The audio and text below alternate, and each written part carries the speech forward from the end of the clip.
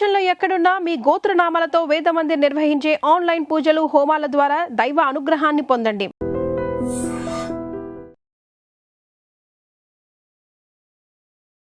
Hi, hello, నమస్తే. నేను మీ VSN Murthy. Welcome to iDream channel. Sankranti ఇంకా దగ్గర ఇది మనం ఇంకా సెప్టెంబర్కి వస్తున్నాం. సెప్టెంబర్, అక్టోబర్, నవంబర్, డిసెంబర్, జనవరి 5 నెలలు ఉంది. ముందే వన్ బై వన్ డేట్లు వచ్చేస్తున్నాయి. ఈసారి సంక్రాంతి మహా రంజుగా ఉండేలాగా కనిపిస్తోంది. సంక్రాంతి ఇప్పుడు రంజుగానే ఉంటుంది. చిరకాలంగా దాదాపు గత 20 ఏళ్ళుగా చూసినా సంక్రాంతి కానీ మంచి సినిమాలు, పెద్ద సినిమాలు వస్తుంటాయి. అది ఇటీవల కాలంలో గత 5-6 ఏళ్ళుగా చూసుకుంటే ఒక సినిమా, 2 సినిమా, ముఖ్యంగా అనిల్ రావుపూడి గారు ఇస్తున్నారు అంటే అనిల్ రావుపూడి గారి సినిమా రావడం, సంక్రాంతి ఆయనదే అనుకోవడం, ఇట్లాగా కొత్తగా ట్రెండ్ మొదలైంది.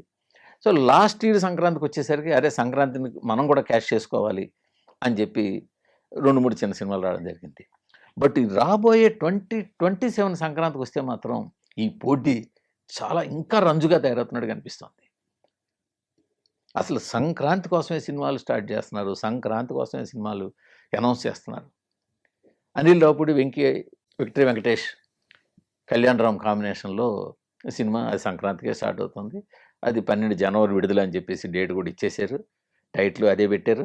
సో సంక్రాంతికి ఒక పెద్ద సినిమా ఫిక్స్, మల్టీ స్టారర్. ఎందుకంటే కళ్యాణ్ రామ్, విక్టరీ వెంకటేష్, కీర్తి సురేష్, కృతి శెట్టి, సో ఒక మంచి మల్టీ స్టార్, అదొకటి ఫిక్స్ అయిపోయింది. మిగతా సినిమాలు ఒక 10 కోట్లు, 20 కోట్లు, 25 కోట్ల రేంజ్ సినిమాలు వస్తే సో అది వేరుగా ఉంటుంది. బట్ దానికి పోటీగా మెగాస్టార్ బాబీ సినిమా వస్తుందని టాక్ బలంగా వినిపిస్తుంది. అది కూడా డేట్ ఈ నెల 22న డేట్ వేస్తారు. అది కూడా సంక్రాంతి బరిలో దిగుతుందని బలంగా వినిపిస్తుంది. సో ఇది చాలా గట్టిపడి, అంటే 2 పెద్ద సినిమాలు రెడీ అయిపోయాయి. ఇది కాకుండా కేవలం సంక్రాంతిని దృష్టిలో పెట్టినే దిల్ రాజు గారు రవితేజ, శ్రీ విష్ణుతో సినిమా స్టార్ట్ చేయబోతున్నారు. ఈ నెల 30న పూజతో స్టార్ట్ చేసి చక్క నాన్ స్టాప్గా కొట్టి సంక్రాంతి ఇచ్చారు. సో కింద అది కూడా మల్టీ స్టార్ కదా. శ్రీ విష్ణు ఫ్యామిలీ హీరో, రవితేజ ఎంటర్టైన్మెంట్కి లోటు ఉండదు, హర్షిత్ గోలీ డైరెక్టరు.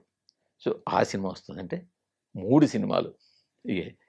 మరోపక్క శర్వానంద్తో Anil Shankara last year cinema release చేశారు. వచ్చిన సినిమాని ఓ మిడ్ రేంజ్ సినిమాని ఆయన ప్లాన్ చేస్తున్నారు. అంటే 4 సినిమాలు అయ్యాయి. ఇది కాకుండా ఎప్పటి నుంచో రిలీజ్ డేట్ వస్తుంది, ఎప్పటి నుంచో వర్క్లో ఉన్న సంబరాల ఏటిగట్టు, సాయిధరం తేజ్ తోటి వస్తున్న సినిమా, భారీ సినిమా అది. దాన్ని కూడా సంక్రాంతి బరిలో దింపుతున్నారు.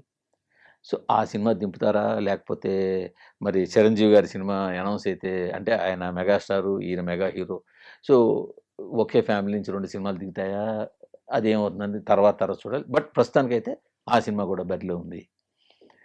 ఇవి కాకుండా సితార్ నాగవంశీ ఓ సినిమాని ప్రిపేర్ చేస్తున్నారు, పైకి చెప్పట్లేదు కానీ. ఆయన అంతకుముందు సంక్రాంతికి పెద్ద సినిమాలు రిలీజ్ చేసి పెద్ద సినిమా పోటీ పడ్డారు. Last year mid range cinema దింపారు, అనగనగా ఒక రాజు అంటూ మన నవీన్ పోలిశెట్టి తోటి. సో అక్కడ పట్టుకున్నారు పల్స్. సంక్రాంతికి పెద్ద సినిమాలతో పోటీ పడడం కాదు, ఒక మిడ్ రేంజ్ సినిమా, సరైన సినిమాతో పెద్ద సినిమాతో పోటీ పడితే బాగుంటుంది. ఎందుకంటే పెద్ద సినిమాలతో చిన్న సినిమాలు పోటీ వచ్చి చిన్న సినిమాలు గెలిచిన సందర్భాలు ఉన్నాయి కాబట్టి ఈ ట్రెండ్ ఇదే అని చెప్పి గమనించి లాస్ట్ ఇయర్ అలా మారారు. ఇప్పుడు అదే ఉద్దేశంతో సిద్ధు జొన్నలగడ్డ సినిమాని ఆయన చక్క ఆ మధ్యనంతా ఈస్ట్ గోదావరిలో షూటింగ్ అయింది, ఆ సినిమాని ప్రిపేర్ చేస్తున్నారు. సో ఎనీ టైం అది కూడా అనౌన్స్ కావచ్చు. సో ఇన్ని సినిమాలు సరే, అఫ్కోర్స్ అల్టిమేట్గా రిజల్ట్ ఏది బాగుంటే దానికే జనాలు వెళ్తారు, ఎంత పెద్ద సినిమా అయినా ఎంత చిన్న సినిమా అయినా. ఇప్పుడు గేమ్ చేంజర్ సంక్రాంతికి వస్తున్నాం పోటీ పడ్డప్పుడు 2 ఒకే బ్యానర్ నుంచి వచ్చినా, సో గేమ్ చేంజర్ ఫెయిల్ అయింది, సంక్రాంతికి వస్తున్నాం హిట్ అయింది. సో అంతే, అల్టిమేట్గా కంటెంట్ అది అనిల్ రావుపూడైనా మరొకళ్ళైనా కంటెంట్ మాట్లాడుతుంది. బట్ సంక్రాంతికి వచ్చేసరికి ఏమవుతుందంటే పెద్ద సమస్య థియేటర్లు.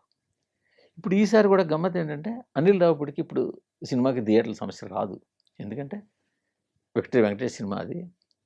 విక్టరీ వెంకటేష్ సినిమా అంటే న్యాచురల్గా వాళ్ళకి థియేటర్లు నైజాంలో కావచ్చు, ఈస్ట్లోను, గుంటూరు, కృష్ణ, చాలా ఏరియాలో వాళ్ళకి థియేటర్ల నెట్వర్క్, రకరకాల టైప్ల నెట్వర్క్ ఉంది కాబట్టి ఆ సినిమాకి థియేటర్ల నెట్వర్క్ ప్రాబ్లం లేదు.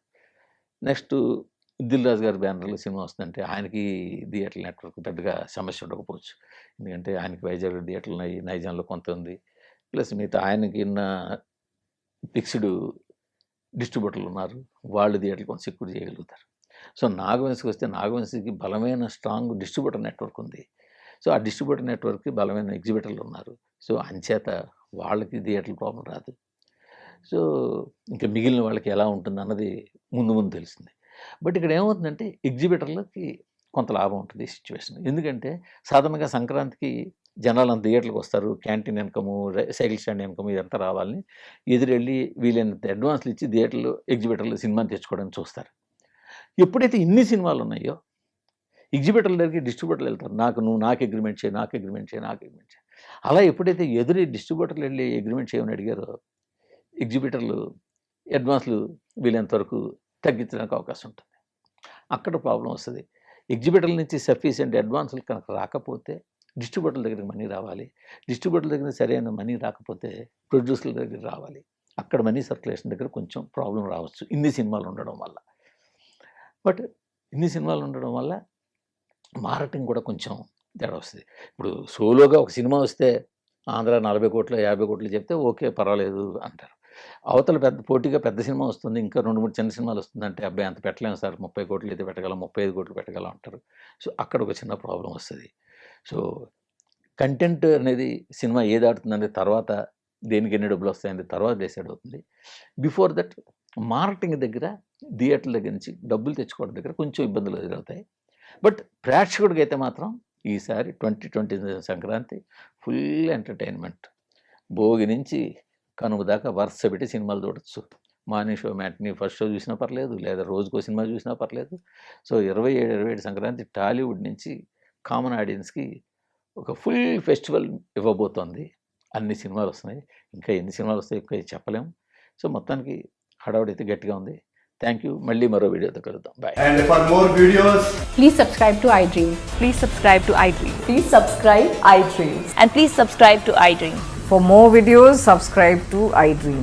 please like, share and subscribe to the channel. Congratulations, iDream. Subscribe to iDream. Subscribe to iDream. So subscribe to iDream Media. iDream की iDream team अंदर की huge congratulations. Please subscribe iDream Media. Please subscribe to iDream. Subscribe iDream. Please subscribe to iDream. iDream అంటే నా కళల ఛానల్ను subscribe చేసుకున్న నోరు తిరుగుతలేదు, మీరైతే గంట గుర్తు కొట్టండి. For more such videos, please subscribe to iDream. Subscribe to iDream. Please subscribe to iDream. Please subscribe iDream Media. Please do subscribe to iDream. Please subscribe to iDream Media. For best entertainment and information, please subscribe iDream. And don't forget to subscribe to iDream.